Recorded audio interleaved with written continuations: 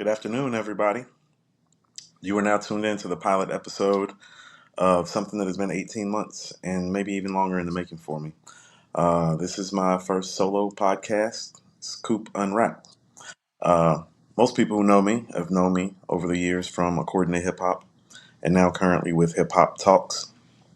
But truth of the matter is, most of the people who are close to me don't have conversations with me about hip hop, even when the conversations are hip hop related. So what I'm here to offer you on our pilot episode is a little peek inside of what the elevated conversations are going to be like here on my show.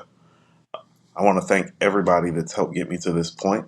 I know it's going to sound crazy for people to hear me say this right now, but I want to thank Mike D and everybody at According to Hip Hop for giving me the opportunity to show my talents. I want to thank AG and Sean and Taj and Andrew and everybody that has supported me over at Hip Hop Talks. And I thank all of you for spending these past 5 years with me and allowing me to be me. And now you get to see the other side of me. Make sure you click like, share, subscribe to the page as you can see that we're growing. And I want to introduce my friend 007 as the co host on this first episode. 007, you there with us? I'm here, Coop. How you doing, man? I'm blessed, man. I'm happy to be here. Happy to be doing this first show with you. Before we go any further, while I'm introducing you, go ahead and tell the people, how you know me, why you know me, why your face is currently blacked out on the screen. Let's give the people all the things.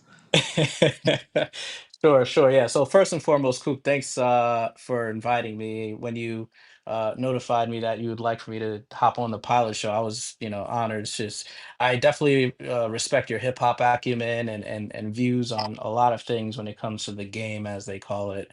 But yeah, man. Also, I'll echo your sentiments from what you just said.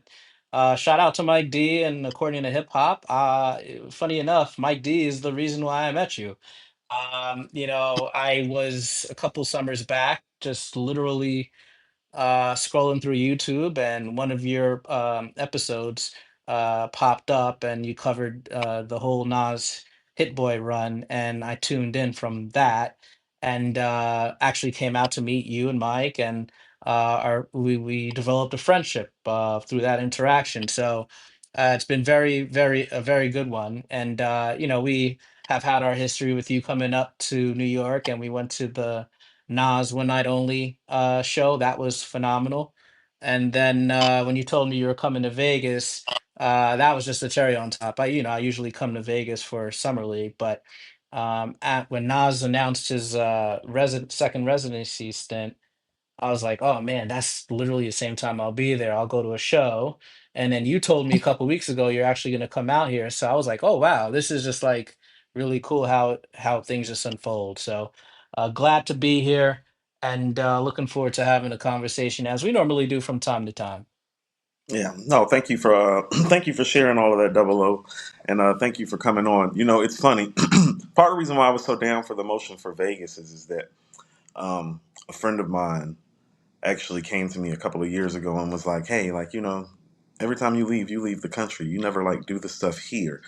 And so the last two trips, um, I've actually made, I've actually been within the United States, and it's to kind of pay homage to two of my favorite artists. And so I went to Paisley Park last October for my birthday, and I've seen Nas before, but I've never seen Nas before with a live orchestra band. I've never seen him in a residency space like this. I have seen him in more what you call the quote unquote typical hip hop venues. Hmm. And I do not find a live orchestra band at the Win with us sitting practically front row tonight to be your typical hip hop venue. And so I say that to say that part of what I want to do with this show is a little carpe diem, but I also want to do that like with in life as well and experience it. And so I thought that experiencing him here would be different than any other experience I had had of him thus far, from the live audience standpoint. And also too, I kind of felt that rapport with you, kind of like I kind of got excited about Vegas when I found out that you were probably already going to be here about the summer league. That was kind of the thing that made me. It's like, oh no, let's go ahead and make that happen. And so when you call me like Coop, I'm about to buy the tickets. I'm like, go ahead and make that too, sir.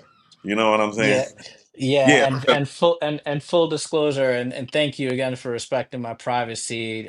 Just to footnote, I'm technically working right now, and you know the nature, you know, the industry I work in, they right, don't know I'm here. correct. I'm actually working right now. So, yeah, no, so I, definitely gotta move accordingly. But, again, just to touch briefly on Nas, and I know you'll kick things off in a second here, but, being someone originally from Queens, New York, raised in Jersey, but going back and forth all the time, and having family still in Queens and all that, and following this guy. I mean, I knew Illmatic dropped, and my uncle would play it, and I was too young at the time. But it's one of those things in life where, you know, you can play a record, but you're just too young to understand. But you know something's happening, you just don't understand what until your mind develops. That was sort of my situation, and I've seen Nas a couple times. When I got grown, my first actual time seeing him was when he performed at the time they called it the Nokia Theater in pretty much Times Square for the Hip Hop Is Dead release, and then I went for the Untitled release, and then I saw him one time at Summer Jam, and then obviously the MSG with you a couple of years ago. So, but seeing the evolution of an artist and who just happens to be from where you're originally from, it's sort of the yeah, the home team has won and got the crown. It's great to see, but also seeing him with a live orchestra, I think it speaks to the body of work in his music Okay. overall, but in particular to Illmatic, um, the fact that he can not do MSG, but just specifically a more sentiment setting and straight strings. I used to play the string violin myself. So Okay. to be able to do a full body of work and then transfer it over to their arena, if you know what I'm saying, that Yes. speaks to just the capability and the versatility of an artist. So I want to piggyback off that 007 because one thing as we're about to prepare and like pregame for this show. I know we're pregaming differently. You're going to a summer league game. I'm going to the pool. Um, Yeah, yeah, yeah, yeah. tattoos and gold chains time once once once the show is over. But one thing that I realize is that how many people have created an album in the hip hop sphere, whether it be their first, seventh, 10th, 13th album, that has a musicality to it and a poetic nature to it that it actually is a musical and cultural fit at the same time for a symphony related orchestra, high pieced organized band. Like, I think that is kind of like, that is one of those things. And we're going to be ending the show talking about this guy. Well, that's one of those things that I feel like separates it from Only Built for Cuban Links. And it takes a nation of millions and paid in full because I'm not sure you can play those albums behind the orchestra. There is something transformative and transitional and unprecedented about the nature of this album and his ability to do this repeatedly because it's not like this is a one off on the show. We have gotten accustomed and adjusted to him doing this show now. It's been going on for a few years now. Yeah, yeah. You know what? It's all about yeah, the production. I mean, we could, we talk all day about the producers of the album and how it sounds, but it's also the topics that he is Oh, spitting yes. within No, it's the poetic within nature. Yeah, the poetic nature helps like kind of seal the deal. yeah, yeah. So, and on top of that, the topics are still relatable today. Like you can't really say, yeah, this is 94, like it was 94, but when you go back and listen to this album, some things will hit you and you'll be like, yeah, that's still happening today, or that's still what's going on. So yeah, man, this guy, the run has been unprecedented. They say your first is your best sometimes, and it's rare where, yeah, Illmatic is his best in the catalog that he has produced, but he got better as an artist, right? Like More well there are rounded. more well-rounded. Like there's Yes. a lot of tracks in the catalog that people don't talk about that are amazing they're just not popular for whatever reason, but it will speak to the talent level.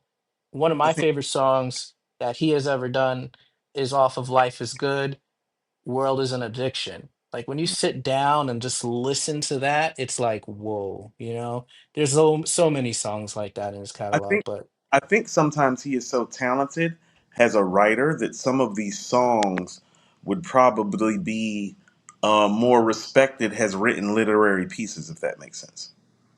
right, right. Right. Like bring up the world's an addiction. It's like, oh, if if that was a short story and you put Langston Hughes' name behind it, they would call it one of the best short stories ever. You get what I mean? Mm-hmm. And so, Mm-hmm. so sometimes his sometimes the fact that he has is such a prodigious talent, like he's such, so like gifted and inclined as a writer that I think it hurts uh the rap listeners ear some because they're not used to, because you have to understand like how he formulates, like Rakim formulates things musically with how he rhymes, like Nas formulates things as a writer, how he rhymes, Well, he's a it's like you say, the literary devices I've seen across other podcast shows, you know, some folks still in your lingo, but it's all good. The literary devices, man, and also the thing about Nas, like you hear the artists, you hear the music, you got to understand the story. People forget this guy dropped out of school when he was 11. The option was given to him by his parents, and he dropped out. I believe it was seventh grade, which is crazy. But thought it what was did eight. he it was either seventh or eighth. I believe it was seventh. But the point is, that's still a young age. I've got nieces and nephews that age, and I look at them and I'm like, yeah, there's no way you can stand there and say, I'm not going to school anymore. But also, it's what he did, right? A lot of people don't know it. Nas was actually in the library a lot. He used to go read books on his own time. So, like, when you hear all these tracks, whether they're on his albums he officially released or unreleased tracks, you'll hear some of that old English. You'll hear some references to certain things and be like, well, that's a reader, right? That's someone who actually can sit down and get his eventually bodies of work put into Harvard classes, you know? Okay, so this is my thing, and let's go ahead and make the main thing, and get into our main course. Part of why I am here is because there is something to me that feels like, I'm the type of person, it's like Stevie Wonder says, 007. It's very superstitious. The writing is on the wall, and so I'm looking at all of these Illmatic orchestra shows. I'm looking at the length of time that this DJ Premier Nas project has been rumored to have been put together, which is virtually half of our lives, if not longer. The fact that it is actually coming to fruition. The six album run with Hit Boy. The fact that he is, 50 plus now. I am here because it's like, no, there is part of me that feels like he could be preparing himself for what retirement looks like for a rapper. And so when I was the last time people saw me, I was on Hip Hop Talks, having a very heated debate with LP and AG about the importance of someone like Jim Jones speaking Nas's name.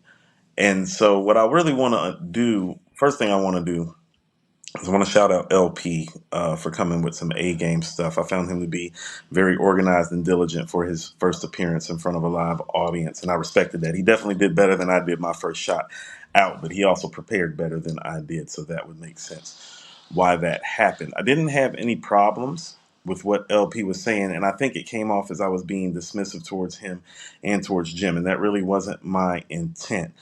People have to understand that the 5 years that I've spent doing this, I've realized about the impact that you can have, the impact that you can't have, and the things that can affect you professionally and personally by the stances that you take in public.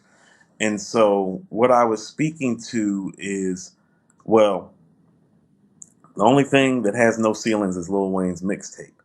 And so, yeah.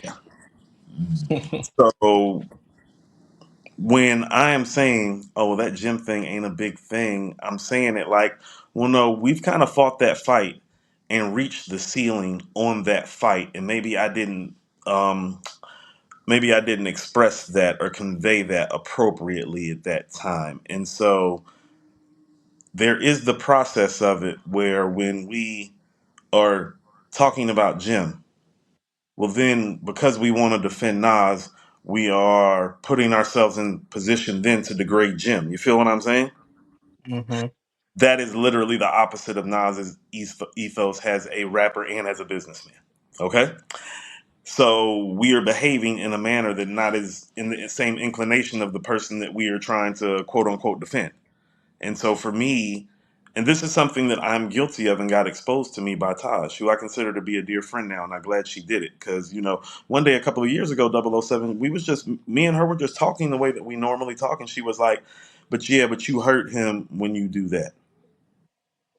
Like, Yeah, and she, and I mean, and she didn't say that to me on a business level. She is saying that as a friend that knows how I think and how I feel, like trying to let me know. It's like, yeah, but you moving that way kind of hurts him.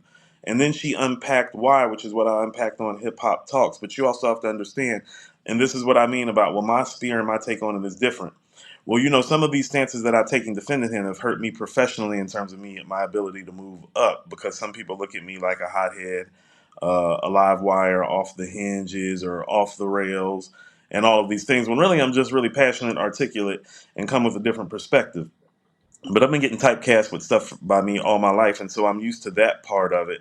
But I was affected by the part of her that let it be known, like, it's like, no, not only is this not how we move, but now people don't like you inside the camp of it. People don't like you in the industry now. And so you do have to weigh your actions. And so my actions are more inclined now to do the things that she was talking about early on, which is, well, if you love them so much, show up to the show, buy a good seat, get some merch. Guess what we just did, 007? So yeah, yeah.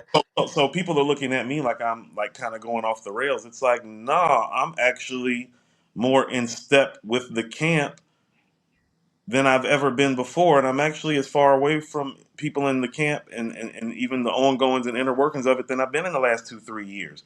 Because I understand different. And when you understand different and you think different, you move different.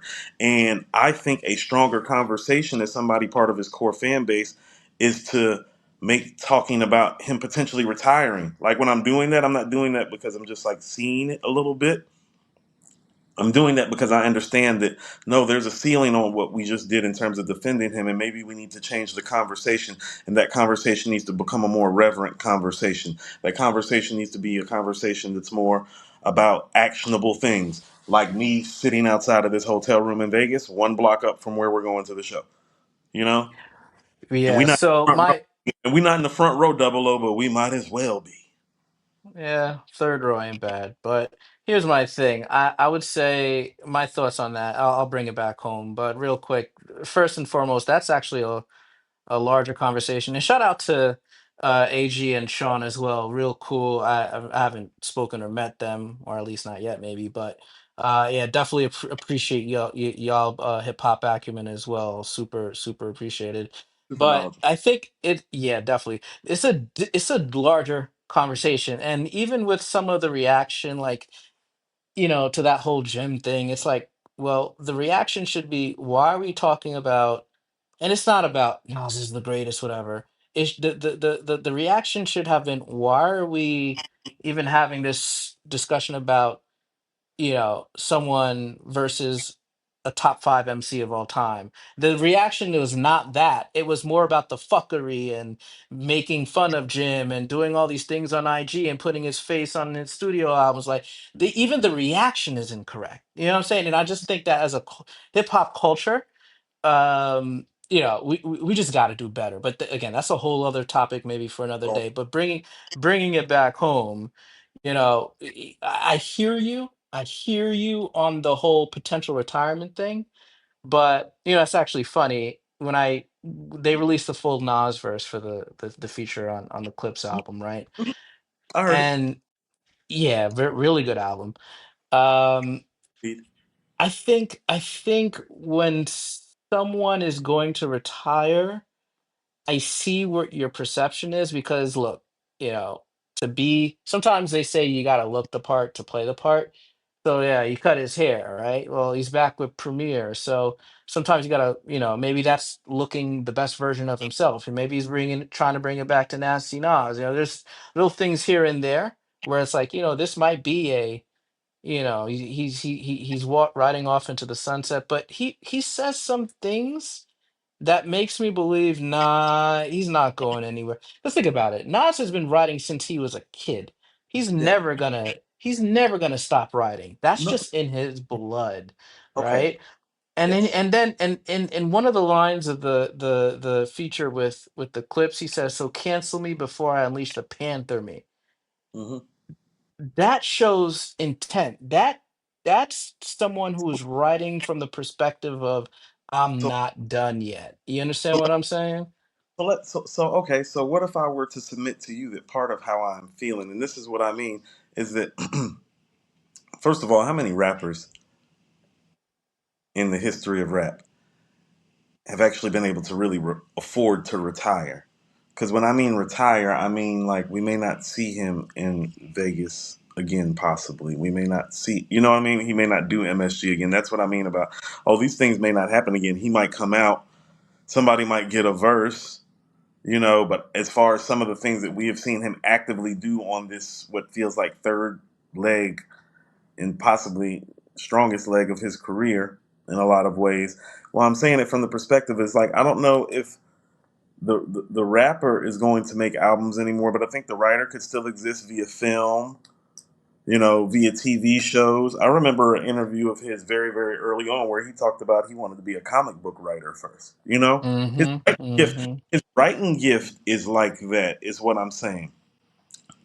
I mean 007, and I'm not as gifted as him as a writer, but it's like, no, 007, I write everything as a writer, not just raps. He's made raps the concentration. So when I mean retire from rap, I don't mean the pen necessarily dies, and I'm not even saying that you can't get a verse.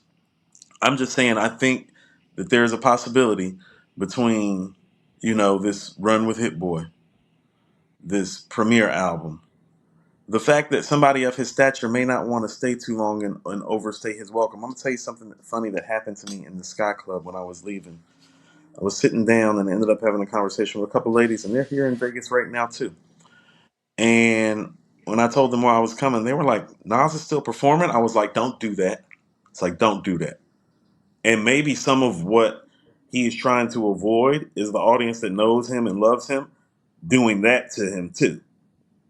That is a real part of it when you're at the stature that he's at, because he doesn't have to do this 007. I would venture to say that rap isn't even in his top 7 8 revenue streams in terms of how he earns a living. So this really is a passion at this point, and all I'm saying is that maybe that passion can still exist in a different format, and that writer can still excel in different formats. I think the guy that wrote Belly or helped co-write Belly, I think he's probably even 10 times the writer now. I'd That's be a fair. I would be interested to see, like I'm saying, I might be more interested to see what the next movie that he writes looks like than the next album. And from a business perspective, that might be more lucrative, advantageous, and legacy building for him. Right, What do for you say sure. to those things?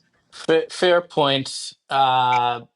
The thing though, and again, this is just me, just hearing him, from Hmm. beginning to now.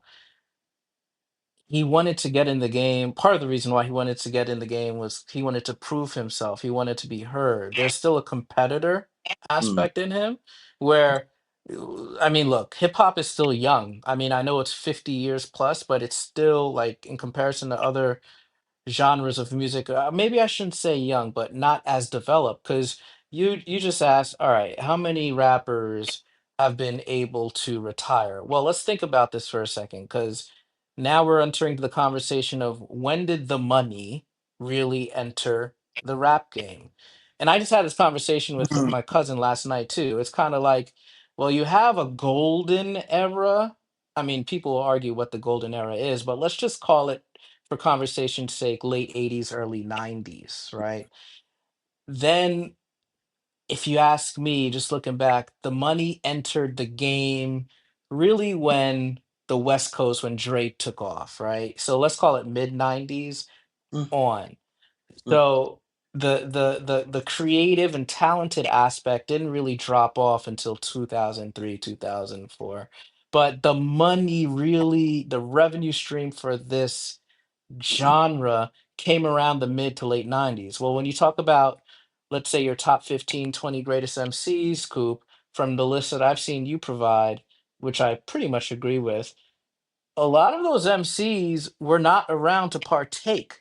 You know, they had the KRS Ones, the Rakims, the Coogee Raps. They did not have their quote unquote prime while hip hop was really taking off from a revenue stream standpoint. And us as a culture, not even as a hip hop culture, but as African Americans, we are still behind when it comes to the whole financial aspect of trying to appropriately invest and plan for the future. So you're talking about people who are talented coming from predominantly poverty, low No, income yeah, situations, excelling, right, off of their talent and being known, but not correct. properly being compensated, and also not having the know-how, and probably now having the know-how because they have the ability to look back and they have had the experiences that they've had to get that education. The problem is we don't provide it to the next generation. We're hitting a lot of topics here, but that's how I'm looking at it and my views. No, actually, that's something very poignant, and I really hadn't thought of it from that perspective. So thank you for sharing that, 007. This is one of those reasons that A, I wanted you on, and B, I wanted this show to have elevated conversations and discourse as we truly unwrap things. I think people think the show means like Coop is unwrapped. It's like, no, we're unwrapping the topic and elevating the nature of the things that we discourse about.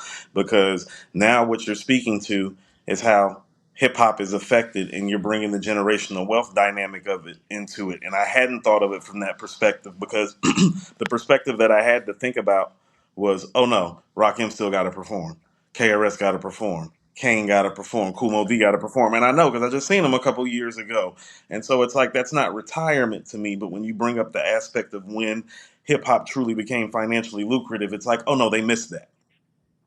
Yeah, And like if you look at, so I guess we could stay on Nas. If you look at his story, I mean, yeah, he had he was fortunate. I mean, yeah, I based mean, off because of even well, even MC Search story about, making sure he got the correct points and all that with his contracts.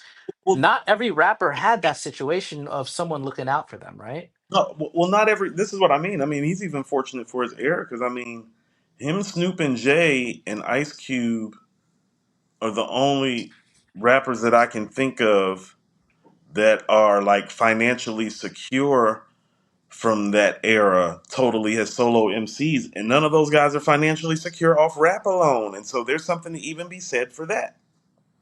LL as well, LL Cool J. Oh, I mean, LL to me is like I know why L pop off 007. L is transcendental in kind of so many ways sometimes that he does get lost in the mix. It's like, oh, well, he's the first to do a lot of this stuff. So his money's always kind of been a little bit better than everybody else around him for whatever money was around at the time. Right. Yeah, yeah. Right. And Will Smith. I mean, there's a couple names you could throw out Yeah, yeah. there. This is what I mean. When we're talking about LL and Will Smith, where did they make their fortune, though? Yeah, movie Yeah. slash TV. Yeah. Right. So when you're talking about a rapper becoming financially lucrative, I don't think that really starts till DMX. If you really want to know the truth, I don't. Mm, Yeah, I think it's not. So when you're saying mid to late '90s, it's like, no, I'm pretty. I think about this. No, Snoop needed that money from Master P. mm-hmm. Yeah, Yeah. yeah. Yeah, J, X changed the game. J Damon Biggs needed a 5 mil distribution from Def Jam. Yeah, Yeah. yeah. X is Yeah. the first one to really be like, nah, I just made like 100 G's off rap album sales. It's like, how'd you do that? Right. Right. Right. Yeah. And I'm making Yeah. 100 a show.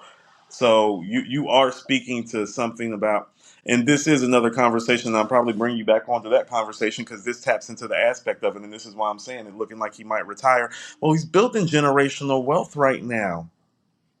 Well, Like, look, isn't that more important than his rap career in the yeah. sphere of the black community and everything that you just expressed? Isn't that kind of more important? Well, he Even if showed he's the greatest rapper of all time? well, he showed that acumen, when he made his daughter, the executive producer on Stillmatic, and just looking at, any normal man's timeline, right? When it comes to the generational wealth and family. I mean, look, now he's what, in 53, 54, whatever. Not to dive in too personally, but his daughter's what, 25, 30, whatever. So he might become a grandfather soon. So, there's other things going on in life that you can say, yeah, you know what, it's fair to say he might be hanging it up and right off into the sunset. But just to me, just looking at him, just he is a competitor. He does have a love for writing.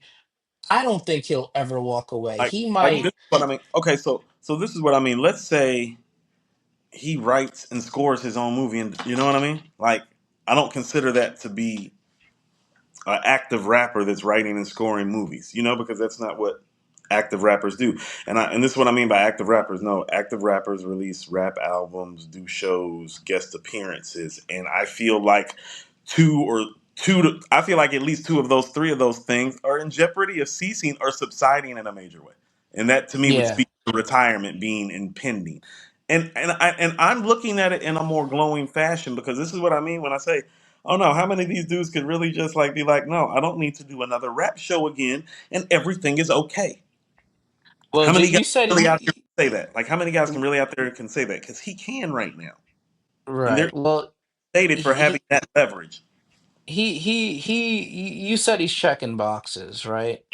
Absolutely So just remind me again. He said he wanted to do a premiere album. correct. Didn't he say he wanted to do a Dre album too? Kind of already done the Dre thing though. The Firm album is the Dre thing. It's been done. No, no, no, no, no. That's not a no, no, no, no, no, no. That's not the Nas Dre album in my opinion, I don't think that's a Nas Dre That album. ain't it. Look, that ain't it. That ain't it. If you ask me, I mean, and we're just guesstimating here. I think the guy's got, after this premiere album, I think the guy's got two to three left in him. I mean, it's not out of necessity or, I think there's gonna be a send-off album, obviously. The other two I could see, one for fun or maybe one stepping out and being artistic. The only, And the then the only other just because like no rapper. I mean, what other genre of music, hip hop again is young. We haven't seen a rapper produce a high quality album in his 60s. We've seen that in other genres of music.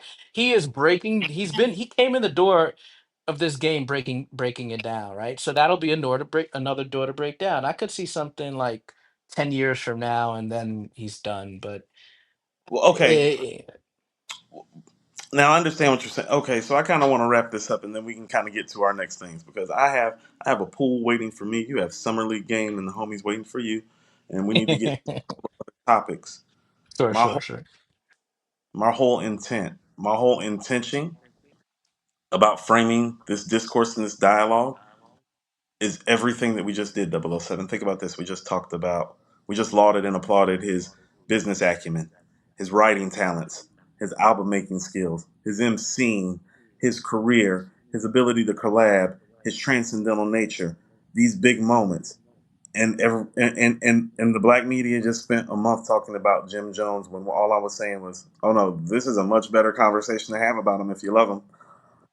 Yeah, it Yeah, is. and It that's all I is. was really trying to say, and that's what the retirement thing for me was about. It's like, no, let's actually smarten up, level up, control the narrative differently. Now we hit a ceiling with the attacks on the journalists, and it only got us but so far.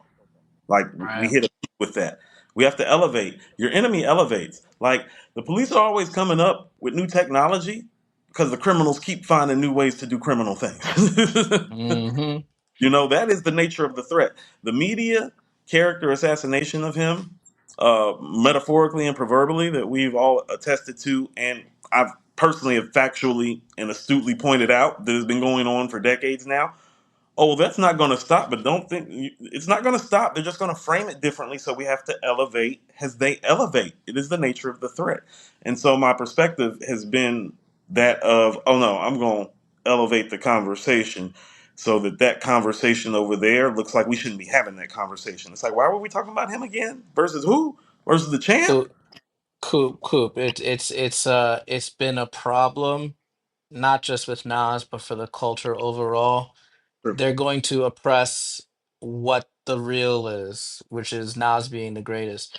They're going to oppress what we should be focusing on and rapping about, which is why the Talib Kwalis and the Commons of the world and all these rappers that we could name that preach black empowerment and uplifting your people and all of that, that doesn't get money, right?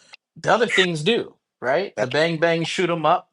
Oh, And shoot as 'em up, much, bang bang. I'm originally from Queens and I love me my 50 Cent, but is that really what we should have spearheaded back in 02, 03? Like what are we doing here? I play 50's album more than anybody in Atlanta that I know, so I'm not gonna act like I'm not a victim. And everybody knows me. Like I love. Some, I mean, everybody that knows me knows. Oh no, I love me some Mobb Deep, some Clipse, some 50, some good old classic West Coast gangster like Above the Law, Spice One, Ice T, just yeah, Scarface, Ice Cube. No, that's all my. That's my shit. I'm not even gonna Yeah, lie. yeah, but I'm not gonna take it all the way there But because it but comes with but the but, territory. but I have. Some of you gotta rap certain things and be a certain way to get take care of your initiative. I get all of that. But we as a people, like really, and I don't know if it'll ever happen, but we really gotta stop and think, what are we doing here? I What are think we okay. doing? So here's what I think happened. I think what you're speaking to, like no. The gangsters that I used to listen to used to have a conscience. You know what I mean? Even I mean, let's keep it Queens, and let's go to Prodigy. Like listen to Prodigy on Give Up the Goods. First of all, slow down. You on the wrong route. Hmm. Let me put you on your feet. Let me show you what it's all about. The street life. About, yeah. Ain't nothing to play Mhm. with. Ain't no jokes, no games, kid. For years, I've been doing the same shit, just sticking up the sticker up. You know, he's telling them don't do this. You know what I mean? Jay on Izzo. No, Hove did that. So hopefully you don't have to go through that. People like look at it like as a joke now. No, he meant that when he said that. I'm overcharging for what they did to the Cold Crush. So you know the blueprints. Foots is in the sands. You know. So I think that what has happened is that our gangsters used to have a little bit more conscience than they did, and I think 50 might have been some of the change with that. But it was just the music and the talent and the hook writing was so supreme. But usually, what happens after a 50 is that you have a litany of people talking the same rhetoric that don't do it at the level. Because 50's the best hook writer in the history of rap, and he delivery wise is one of your more higher end MCs. Charismatically speaking, he's top 10, and so he has a lot of things where maybe he lacked the conscience, and maybe the people after him lacked the conscience too because they saw that motif work. And I think that's where the shift, because Ice Cube and Scarface were gangsters to me, but they were gangsters with a message. You know what I'm saying? Yeah, yeah, yeah, they were. They Yeah. certainly were. So, Um, so we're gonna kind of transition. I know. I listened to the Clipse album today, and we're gonna cover our first side dish. Clipse new album, Let God Sort 'Em Out. Um, I know you're tired, 007, but you said you fell asleep on the album twice. But did you enjoy what you actually listened I to? so just yeah, I did. No, I heard the album. I gotta really dive into it, but just high level. Some of my favorite tracks, obviously, So Be It. Uh, MTB, TTF, the Mike Tyson track. Obviously, Ibada and FICO. You know what's interesting? Uh, with the Ibada and FICO tracks, I thought that they would be bringing the Coke Boy rap into this. But the Ibada track in particular was very creative and how from what I got from the track, they were basically putting a value on themselves, the way they were talking within the hip hop game. It was really pretty interesting. But yeah, the Nas feature obviously let God sort him out. I was actually a little disappointed, not in the verse. I just wanted more. I'm greedy. I Me think too. I think he had another six. No, I I think mean of the Clips. record. Yeah, I think the record should have been longer. the record could have been longer. I also could have. I saw.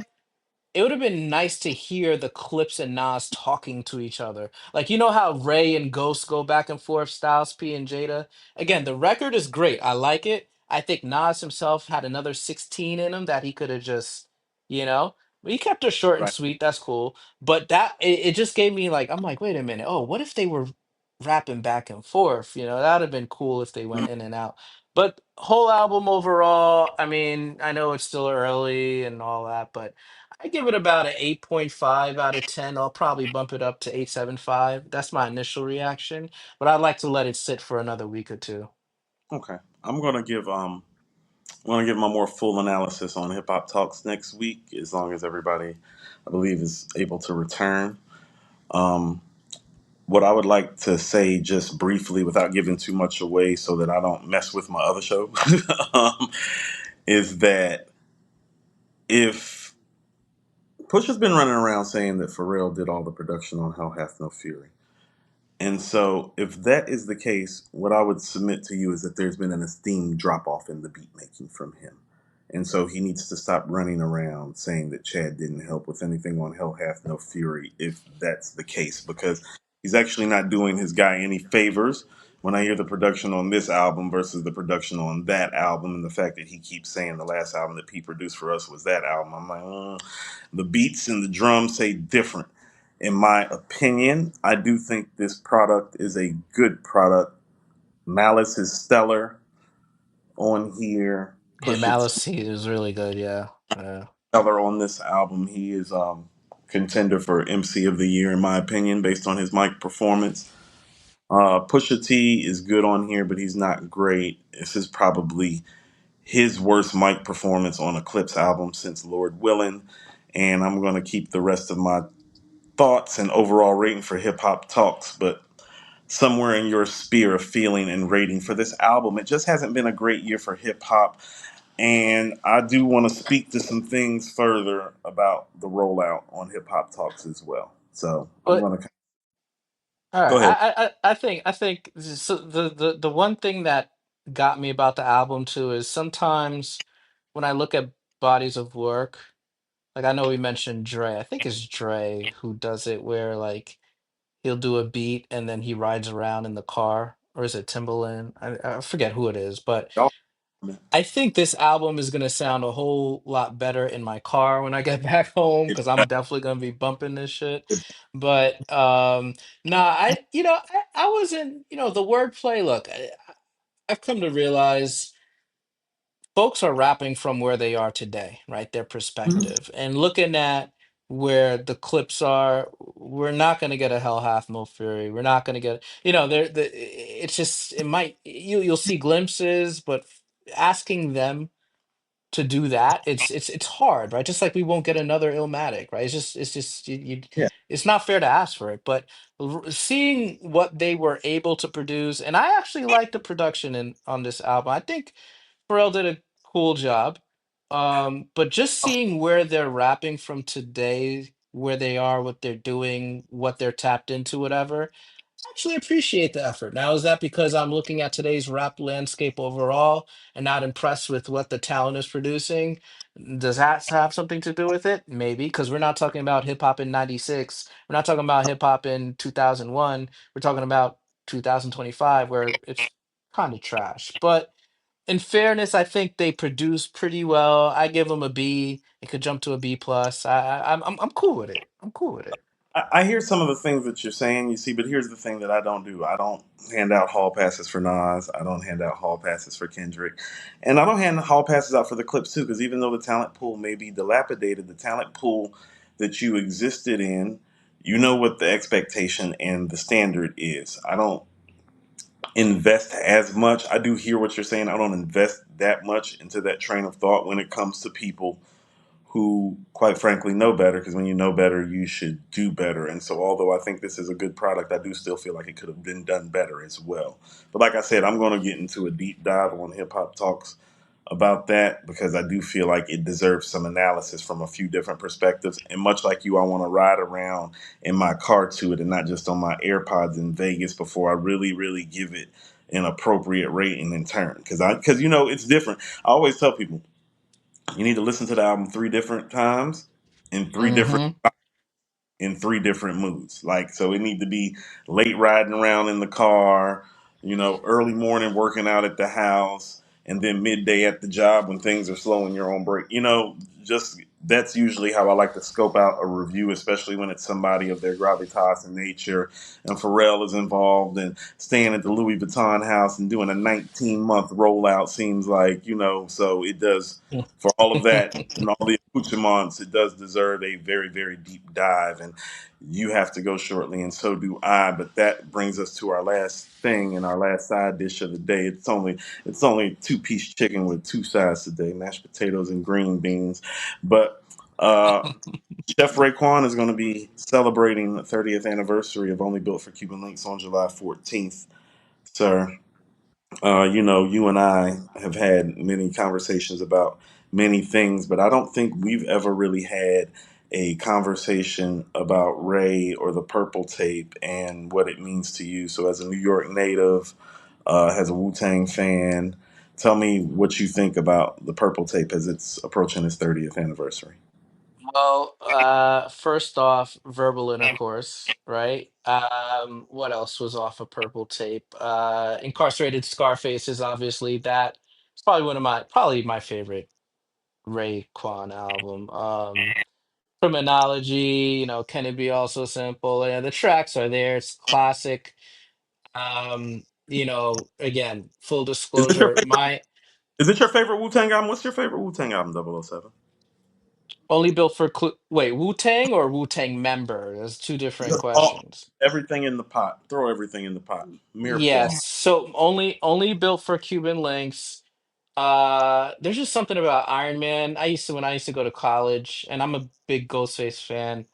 I actually met his father. I had an ex in college one time, and his father married her older cousin. So I used to go to church with him on Sundays, believe it or not. But anyway, when I walked into the house, I saw a huge picture of Ghostface Killer on the wall, and I'm like, I literally said, "Hey, Dave, why do you have a picture of Killer on your wall?" He said, "Because that's my son." I'm like, "Oh shit!" But but yeah, nah, only built for Cuban links, obviously. 36 Chambers and Tikal. I don't know. Yeah, I just like Method Man. That's my guy too. My favorite Raekwon song is Incarcerated Scarfaces, and the best member in the Wu. I guess I would prefer to hear Raekwon rap, but I know Ghostface Killer just has the better bodies of work. That's my take on the whole Wu Tang clan. So for me, when I think of New York hip hop, I don't think about Jay. I don't think about Big. I don't think about Nas. I think about Ray. Ray, to me, in the last 30 years since the Purple Tape has been released, is the embodiment of what the New York hip hop aesthetic, sound, grittiness, and hip hop culture looks like, feels like, sounds like. His guest list of 16 bar appearances, 24, 30, he'd be writing bars like however he feel like anyway, slang linguistics extraordinaire. Um, and this album was the start of what has been a legendary career that sometimes I feel like doesn't get the coverage it deserves because his right hand man is one of the greatest album makers of all time. You Yeah, know, so that's what it comes down to. No, Ghost is one of the best album makers in the history of rap, but Ray is the one who embodies all this rap shit for New York, the woo, the brand, and I think because of the Griseldas and the Pusha T's, he's kind of been forgotten slightly. And it's like, no, I'd still take Ray over all those guys, including maybe Push, because as much as I love Daytona and Hell Hath No Fury, that is not only built for Cuban links. well, you know what it is, Coop. It's Staten Island. And I mean no disrespect when I say this, but again, when you think of New York, you don't. think of Staten Island first, Not fair to Ray. you think of Wu-Tang from Staten Island. But when you think of the other boroughs, you think of Queens, you think of Brooklyn, you think of the Bronx, and then you start talking about the rappers from them. With Staten Island, it's the other way around. Start talking about the rappers first and then Staten Island. So and I think you hear that in the way he raps because they're the underdog, right? So Mhm. you can argue Long Island as well, but um, Ain't no, you you're know, not an underdog. You're not an underdog when you birth Rakim and De La Soul and Public Enemy. I'm sorry. Like no. yeah, give me 1 second. Give me 1 second, Coop. My bad. Oh no, you're fine. Still got to handle biz. We got to get out of here in a second anyway. It's been a great first show. I want to thank everybody that's actually been tuning in with us. Me and 007 are actually going to be at the win tonight. My bad, Coop. My bad, No, Coop. you're Yeah, good, brother. I gotta go in like 4 minutes. But yeah, no, I just wanted to make the point that you hear that in his raps. You could feel the vigor. It's hey, I'm the underdog, we're the underdog, and that has always been with him. And it's kudos to him. It's not many rappers have that hunger that, hey, I'm going to rap this and make you feel this and prove to you time and time again on each verse. With Right. Raekwon, you get that. You get that. And that's why he's so great. Okay. Well, I know we both got to go. The last question I guess I got for you is what time are we meeting for this show and where? Like, what are we doing? Yeah, yeah, Like, yeah. I passed your hotel when I was coming in last. Yeah. So you were literally like 2 blocks up. Like I go up 1 block and go through the light, and then the other light, and I'm at your spot. But the is actually closer to me, I think, because it's right behind me. So what we Right. been So let's do this because it's 110 outside, which is crazy. bananas? And I took your advice and I actually will look like I'm going to work. So just because it's not the the Garden show, it's a symphony and at the Win, right? So yeah, I'll hit you, but I think we're supposed to be there around 6:45, 7. But by the time I get back from the gym and all that, from the game, I got to shower and change, and then I'll walk. I think it makes more sense to walk over to you, but I'll hit you around like 6:15 if that's okay. That's perfect. Thanks for A007. Thanks for being a friend. Thanks for coming out to Vegas so we can kick it tonight, and thanks for Yeah, being the first co-host and guest on my show. I appreciate you, brother. I appreciate you inviting me, and if you ever do again, I'll happily join. And peace and love to everybody. Yeah. Shout out to everybody. Let's go do this, man. Appreciate everybody for coming up. Bye, bro. Peace. All right, peace.